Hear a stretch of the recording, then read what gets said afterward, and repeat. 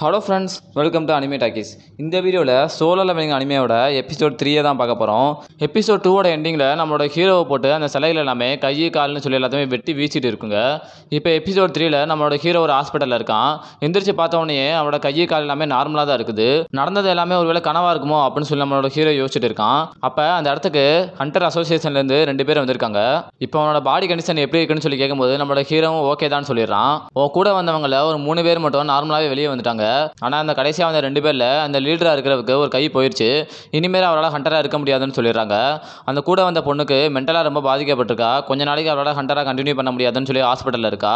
விஷயத்தை கேள்விப்பட்டு உங்களை ரெஸ்கியூ பண்ணுறதுக்காக எக்ஸ்ட்ரா ஹண்டர்ஸே ஸ்ட்ரைட்டாகவே வந்துடுவாங்க. ஆனால் வந்து பார்க்கும்போது நம்மளோட ஹீரோ மட்டும் தான் அதெல்லாம் கடந்திருப்பான். அவனை மட்டும் தான் தூக்கிட்டு வந்திருப்பாங்க. ஆனால் அவங்க சொன்ன சிலைகளோ அந்த மான்ஸ்டர்ஸோ யாருமே அந்த இடத்துல இருந்திருக்கவே மாட்டாங்க. இதை கேட்டுட்டு நம்மளோட ஹீரோவால் நம்பவே முடியல. சரி, நீ சாதாரண ஈரன் ஹண்டர் தான், நீ எப்படி அந்த மான்ஸ்டர்ஸ் எல்லாம் கொண்டுட்டு நீ தப்பிச்சு வந்த அப்படின்னு சொல்லி கேட்கும்போது நம்மளோட ஹீரோக்கே என்ன நடந்துச்சுன்னு ஞாபகமே இல்லை.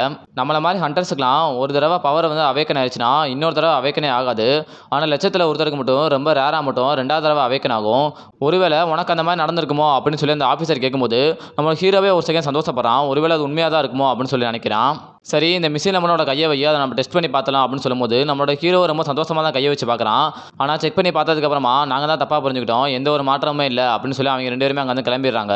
அதுக்கப்புறமா நம்மளோட ஹீரோவும் அட பாவியில் ஆசையை கண்டு மோசம் பண்ணிட்டீங்களா அப்படின்னு சொல்லி சோகமாக படுத்திருக்கான். இருந்தாலுமே கூட அந்த 2 ஆஃபீஸர்ஸுமே வெளியே போகும்போது இவன் சாதாரண ஈரன் ஹண்டர் தான், இவன் எப்படி தப்பிச்சு வந்திருக்க முடியும், இதுக்கு வாய்ப்பே இல்லை அப்படின்னு சொல்லி அதை பற்றி யோசிச்சுட்டே தான் போகிறாங்க. இன்னொரு பக்கம் நம்மளோட ஹீரோவும் வந்தாங்க, பேசினாங்க, போனாங்க. ஆனால் மேலே ஒரு நோட்டிஃபிகேஷன் மாதிரி இந்த விஷயம் காட்டுது, இதை இவங்க பார்க்கவே இல்லையா அப்படின்னு சொல்லி யோசிக்கிறான். எதனாலனா இது நம்மளோட ஹீரோவோட கண்ணுக்கு மட்டும் தான் தெரியும். இதில் நம்மளோட ஹீரோ வந்து பிளேயர்னு சொல்லி மென்ஷன் பண்ணி ஒரு வீடியோ கேமில் வர மாதிரி காட்டுது.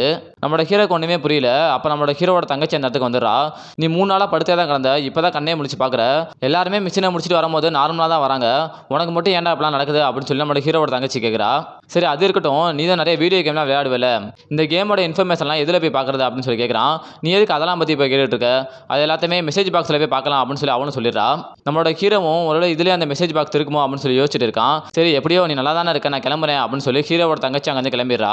அதுக்கப்புறமா அந்த ஆஃபீஸர்ஸ் 2 பேருமே காரில் போயிட்டு இருக்கும்போது மேலேருந்து ஹையர் ஆஃபீஸர் யாரோ ஒரு ஆள் கால் பண்ணி அந்த கேஸ் என்னாச்சுன்னு சொல்லி கேட்குறாங்க. அவனோட உடம்புலையுமே கூட எந்த ஒரு மாற்றமே இல்லை, அதை கண்டுக்காமல் விட்டலான்னு சொல்கிறாங்க. இருந்தாலுமே கூட அந்த ஹையர் ஆஃபீஸர் என்ன சொல்கிறான்னா, இந்த டஞ்சியனுக்குள்ளே இன்னும் நிறைய புதிர்கள்லாம் இருக்குது, எப்பயுமே அதை கவனத்தில் வச்சுக்கோ அப்படின்னு சொல்லிட்டு அவர் சொல்லிடுறாரு. இந்த டஞ்சியன்றது அந்த கேட்டை தான் சொல்லுவாங்க. இப்போ நம்மளோட ஹீரோவும் அந்த கேம் மாதிரி காட்டுற அந்த இன்வெர்டரியை பார்த்துக்கிட்டே தான் இருக்கான்.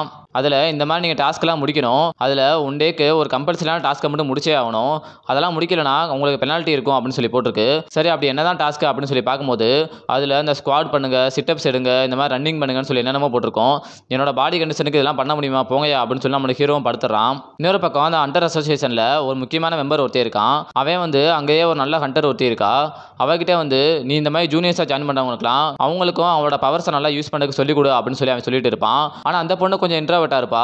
எனக்கு மற்றவங்களுக்கு சொல்லித்தரலாம் தெரியாது அப்படின்னு சொல்லும்போது நீ ஜஸ்ட் எப்பவும் போலவே நடந்துக்கோ, உன்னை பார்த்து அவங்களே கற்றுக்குவாங்க அப்படின்னு சொல்லி அவனும் சொல்லிடுறான். ஏன்னா நமக்கு வரப்போகிற காலங்களில் நிறைய ஹண்டர்ஸ் எல்லாம் தேவைப்படுவாங்க, நம்மளோட தலைமைகளை நமக்குள்ளேயே வச்சுக்கிட்டோம்னா நிறைய ஹண்டர்ஸை உருவாக்க முடியாது அப்படின்னு சொல்லி அவனை கொஞ்சம் அட்வைஸ் பண்ணிட்டு இருக்கான். இன்னொரு பக்கம் ஊருக்குள்ளே நிறைய கேட்ஸ் எல்லாம் ஓப்பன் ஆயிருக்கு. அது எக்கச்சக்கமாக ஓப்பன் ஆயிருந்தாலுமே கூட அந்த நியூஸில் போட்டாலுமே கூட பப்ளிக் யாருமே அதை கண்டுக்கிறதே கிடையாது. எதனாலனா இது அவங்களோட யூனிவர்ஸை பொறுத்த வரைக்கும் ஒரு சாதாரண விஷயம். இந்த மாதிரி கேட்ஸ் ஓப்பன் ஆகிறதும் அதை போய் ஹண்டர்ஸ் தடுக்கிறலாம் ஒரு சாதாரணமான விஷயமா தான் அவங்க பார்க்குறாங்க. அப்படி எல்லா ஹண்டர்ஸுமே ஒவ்வொரு கேட்டுக்கு அனுப்பி விட்ருவாங்க. ஆனால் ஒரே ஒரு கேட்டுக்கு மட்டும் எந்த ஒரு ஹண்டர்ஸுமே வந்திருக்க மாட்டாங்க. எதனாலனா ஹண்டர்ஸ் எல்லாமே நிறைய பேர்லாம் இருக்க மாட்டாங்க, கொஞ்சம் கம்மியாக தான் இருப்பாங்க. அப்போ அந்த இன்வென்டரியில் ஏற்கனவே காமிச்சிருக்கோம் ஒரு சில டாஸ்க்லாம் கம்பல்சரியாக கண்டிப்பாக முடிச்சே ஆகணும்னு சொல்லி. ஆனால் நம்மளோட ஹீரோ அதெல்லாம் கண்டுக்காமல் அவனோட அசால்ட்டாக படம் தூங்கியிருப்பான். இப்போ அதுக்கான பெனால்ட்டியும் வரப்போகுது. அது என்ன பெனால்ட்டினா வேறு டைமென்ஷனில் கூட நம்மளோட ஹீரோவை அனுப்பி விட்ருவாங்க. அதில் அவங்க கொடுக்குற டாஸ்க்கை அந்த பெனால்ட்டிக்காக அவன் முடிச்சே ஆகணும். சடனாக அந்த ஹாஸ்பிட்டல்லேருந்து வேறு டைமென்ஷனுக்கு போய் அந்த இடத்துல ஒரு மிகப்பெரிய பூரான ஒன்று இருக்கும். அதுக்கிட்டேருந்து நம்மளோட ஹீரோ வந்து ஒரு 4 மணி நேரம் தப்பிச்சா போதும், அதனோட பெனால்ட்டி முடிஞ்சு போயிடும். 4 மணி நேரம் இதுலேருந்து எப்படா தப்பிக்கிறது அப்படின்னு சொல்லி நம்ம ஹீரோ ஓடிக்கிட்டே தான் இருக்கான். அந்த கேப்பில் அந்த ஹாஸ்பிட்டலில் இருக்கிற நர்ஸ்லாம் நம்மளோட ஹீரோவை காணாமே அப்படின்னு சொல்லி தேடிட்டு இருக்காங்க. ஆனால் ஹாஸ்பிட்டலோட கேட் எல்லாமே க்ளோஸில் தான் இருக்குது. ஸோ இந்த ஹாஸ்பிட்டலுக்குள்ளே தான் அவன் இருக்கணும் அப்படின்னு சொல்லி அவங்களும் தேடி பார்க்குறாங்க. ஆனால் நம்மளோட ஹீரோவை காணாம். நம்மளோட ஹீரோவும் முடிஞ்ச வரைக்கும் ஓடி 2 மணி நேரத்தை தாண்டிட்டான். இருந்தாலுமே கூட அந்த பூரா விரட்டிக்கிட்டே தான் இருக்குது. கடைசியில் இந்த 4 மணி நேரம் மொத்தமாக முடிஞ்சு போயிடுது. திரும்பவும் அதே ரூமுக்கே வந்துடுறான்.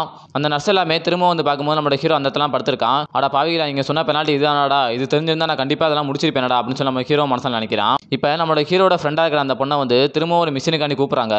ஆனால் என்னோட பாடி கண்டிஷன் சரியில்லை, என்னால் வர முடியாது அப்படின்னு சொல்லி அவனும் வேணான்னு சொல்லிடுறா. அப்போ வந்து உங்களோட ஃப்ரெண்டு ஜின்மும் எந்திரிச்சிட்டாரு அப்படின்னு சொல்லி அந்த விஷயத்த சொல்லிடுறாங்க. உடனே அவன் நம்மளோட ஹீரோவை பார்க்குறானே ஆசையாக வந்து பார்க்குறா. ஆனால் இங்கே வந்து பார்த்தோம்னா நம்மளோட ஹீரோ வந்து ரன்னிங் ப்ராக்டிஸ் பண்ணிட்டு இருக்கான்.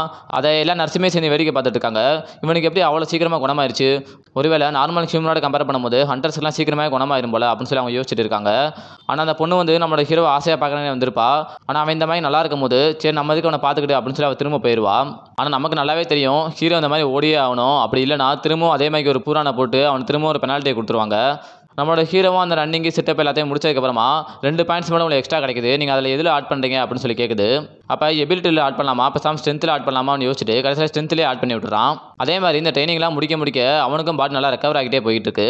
நம்மளோட ஹீரோ இதெல்லாம் பார்த்துட்டு நம்ம எஜிலிட்டியோட நம்ம ஸ்ட்ரென்த்துக்கே முக்கியத்துவம் கொடுக்கலாம் அப்படின்னு சொல்லி பேசிட்டு இருக்கான். நம்மளோட ஹீரோ இந்த மாதிரி தனியாக புலம்புறதை பார்த்துட்டு அங்கே இருக்க எல்லாருமே ஒரு மாதிரி வேடிக்கை பார்க்குறாங்க. இப்போ ட்ரைனிங்லாம் முடிச்சதுக்கப்புறமா ஒரு லூட் பாக்ஸ் மாதிரி ஒன்று ஓப்பன் ஆகுது. அப்போ அந்த பாக்ஸில் என்ன இருக்குன்னா ஒரு சாவி மாதிரி இருக்குது.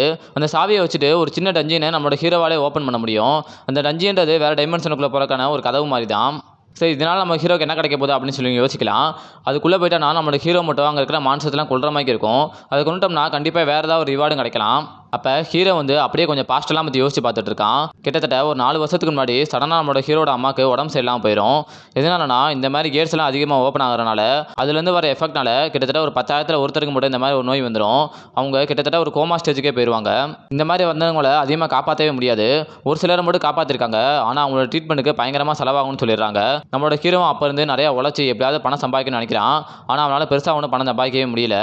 கடைசியில் ஹண்டர் இன்டர்வியூக்கும் போயிடுறான். அங்கே போனதுக்கப்புறமா நீங்கள் ஹண்டர் ஆகிட்டீங்க, ஆனால் நீங்கள் ஜஸ்ட் ஈராங்க மட்டும்தான் அப்படின்னு சொல்லிடுறாங்க. இருந்தாலுமே கூட மற்ற வேலையோட கம்பேர் பண்ணும்போது கொஞ்சம் நல்லா சம்பாதிக்கலாம் அப்படின்னு சொல்லி நம்ம ஹீரோ முடிவு பண்ணுறான். நம்ம ஹீரோட தங்கச்சி வந்து அது ரொம்ப டேஞ்சர் அப்படின்னு சொல்லி வேணாம்னு சொன்னாலுமே கூட நம்ம ஹீரோ கேட்கவே இல்லை. அங்கே போயிட்டு ஒவ்வொரு நாளுமே கூட செத்தவன் போடச்சோ அப்படின்ற மாதிரி தான் நம்ம ஹீரோ வந்திருப்பான். ஏன்னா அவன் கிட்டத்தட்ட ஸ்ட்ராங்காகவே இருக்க மாட்டான். எந்த ஒரு மான்ஸ்டருமே அவனால் கொல்லவே முடியாது. கூட இருக்கிற எல்லாமே நம்ம ஹீரோ திட்டிக்கிட்டே தான் இருப்பாங்க, ஏன்டா அப்படி யூஸ்லெஸ்ஸாக இருக்குன்னு சொல்லி. இது எல்லாத்தையுமே நம்ம ஹீரோ மனசில் நினச்சிட்டு இனிமேல் நம்ம கண்டிப்பாக ஸ்ட்ராங் ஆகணும் அப்படின்னு சொல்லிட்டு ஒரு ஆப்பில் வந்து அப்படியே ஒரே கையில் நசிக்கிடுவான். இந்த சீனை பார்க்க செம்ம கூஸ்பம்ஸாக இருக்கும். இப்போ அந்த சாவியை வச்சுட்டு அந்த டஞ்சினே ஓப்பன் பண்ணலாம்னு சொல்லி நம்ம ஹீரோ முடிவு பண்ணுறான். நம்மளோட ஹீரோட மைண்டில் என்ன ஓடுதுன்னா நம்ம ஓப்பன் பண்ணி பார்ப்போம், ஒருவேளை நம்மளால் மான்ஸ்டரை கொல்ல முடியலனா இதே சாவியை வச்சுட்டு நம்ம திரும்ப வந்துடலாம் அப்படின்னு சொல்லி தான் அவன் போயிட்டு இருக்கான். ஆனால் உள்ளே போனதுக்கப்புறமா தான் தெரியுது நம்மளோட ஹீரோவால் ஈஸியாலாம் வெளியே வரவே முடியாது.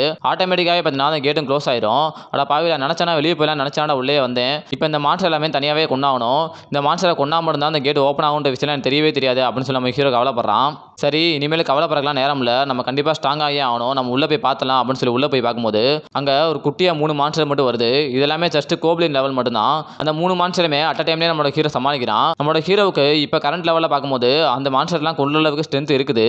இருந்தாலுமே கூட அவன் ஃபஸ்ட் டைம் இந்த மாதிரி தனியாக சண்டை போனால அவன் கொஞ்சம் பயப்படுறான். கொஞ்ச நேரம் கழிச்சு தைரியத்தை வர வச்சுட்டு ஒரே ஒரு மான்ஸ்டரை மட்டும் கொண்டுறான். ஒரு மான்ஸ்டரை கொண்டதுக்கப்புறமா நம்மளோட ஹீரோக்கு இன்னும் கான்ஃபிடென்ட் வருது. அதே கான்ஃபிடென்ட்லேயே மீதி இருக்கிற 2 மான்ஸ்டருமே அசால்ட்டாக போட்டு தெளிறான். ஃபஸ்ட் டைம் இந்த மாதிரி ஒரு 3 மான்ஸ்டரை தனியாகவே நின்று கொண்டிருக்கோம் அப்படின்னு சொல்லி நம்ம ஹீரோ நினைக்கிறான். ஏன்னா இந்த மாதிரி மான்ஸ்டர்கிட்டே இதுக்கு முன்னாடி அவன் நிறையா தடவை அடி வாங்கியிருக்கான். நம்ம ஹீரோ கையில் இருக்கிறது ஒரு சின்ன கத்தி மட்டும்தான், அதை வச்சா சண்டை போட்டுட்டு இருக்கான். இப்படி யோசிச்சுட்டு இருக்கும்போதே பின்னாடி இருந்து இன்னொரு ஓனாய் மாய்க்கு இன்னொரு மான்ஸ்டர் ஓடி வந்துடுது.